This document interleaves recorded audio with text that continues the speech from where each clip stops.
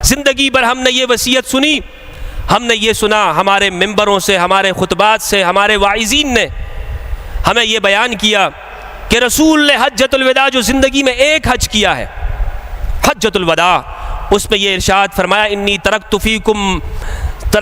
الثقلین ما ان تمسکتم بہما لن تضلوا بعدی کتاب اللہ و سنتی، کہ لوگوں میں تمہارے درمیان میں دو چیزیں چھوڑ کے جا رہا ہوں، تم کبھی گمراہ نہیں ہوگے، ایک اللہ کی کتاب اور ایک سنت رسول۔ زندگی بھر ہم نے یہ سنا ہے، ہم نے یہی سنا ہے نا، لیکن یہ ہماری اہل السنت والجماعت کی صحاح کی کتابوں میں سے جو 6 صحاح ستہ ہے، بخاری، مسلم، ترمذی، ابن ماجہ، نسائی، ابو داود، مسند احمد بن حنبل، مصنف ابن ابی شیبہ، مصنف عبد الرزاق، صحیح ابن حبان، صحیح ابن خزیمہ، واللہ اللہ ایک بھی ان صحاح کی کتابوں کے اندر یہ روایت نہیں ہے۔ اس کو نقل کرنے والے صرف اور صرف امام مالک نے اپنی موطا میں نقل کیا ہے، اور وہ بھی بغیر سند کے۔ فرمایا بلغنی،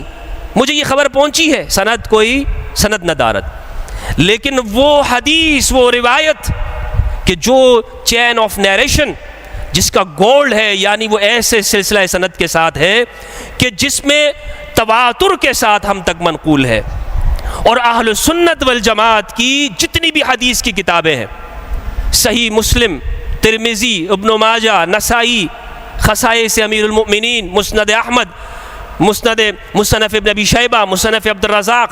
تمام صحاح کے اندر یہ روایت موجود ہے۔ رسول اللہ فرماتے ہیں، اللہ اکبر، حجۃ الوداع میں آپ نے ارشاد فرمایا، سنن ترمذی کی روایت 3786، جابر بن عبداللہ رضی اللہ عنہ کہتے ہیں کہ میں نے رسول اللہ کو دیکھا کہ آپ قصوہ اونٹنی پہ سوار ہیں۔ قصوہ وہی اونٹنی جس میں علی صفین میں بھی تھے، قصوہ اونٹنی پہ سوار ہے، اور آپ نے ارشاد فرمایا اے میرے صحابہ، 1,24,000 صحابہ کرام رضوان اللہ علیہم کا مجمع ہے، میں تمہیں ہدایت کی گارنٹی دے کر جا رہا ہوں، میں تمہیں ایک ایسا فارمولہ دے کر جا رہا ہوں کہ تم کبھی بھی ہدایت سے نہیں بھٹکو گے، میں تمہیں ایک ایسی ضمانت دے کر جا رہا ہوں کہ جو تمہارے لیے کھرے کھوٹے کو ایک دوسرے سے جدا کر دے گی،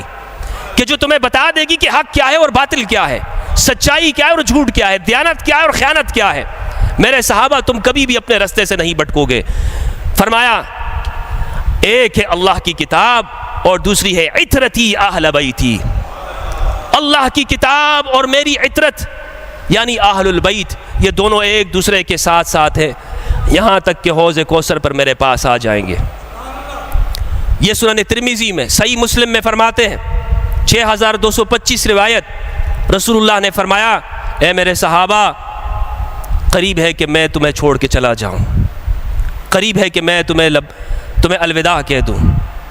مجھے معلوم ہے کہ میں جا رہا ہوں، لیکن میں تمہیں ایسے نہیں چھوڑ کے جا رہا ہوں۔ اے میرے صحابہ، میں تمہیں بیار و مددگار نہیں چھوڑ کے جاؤں گا، میں رحمت للعالمین ہوں، تمہیں ہدایت کی ضمانت دے کر جاؤں گا۔ زید بن ارقم رضی اللہ عنہ کہتے ہیں کہ آپ نے فرمایا غدیر خم کے مقام پر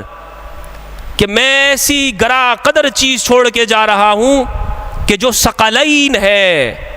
اور بعض روایات کے اندر مسند احمد میں ہے خلیفتین ہے، 2 خلیفہ چھوڑ کے جا رہا ہوں۔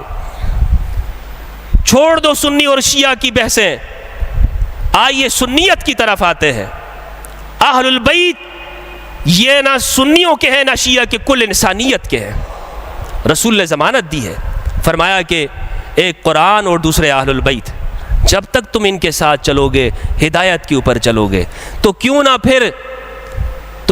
پھر رسول کے جانے کے بعد میں اہل البیت کو دیکھوں کہ علی کہاں پر کھڑے ہیں،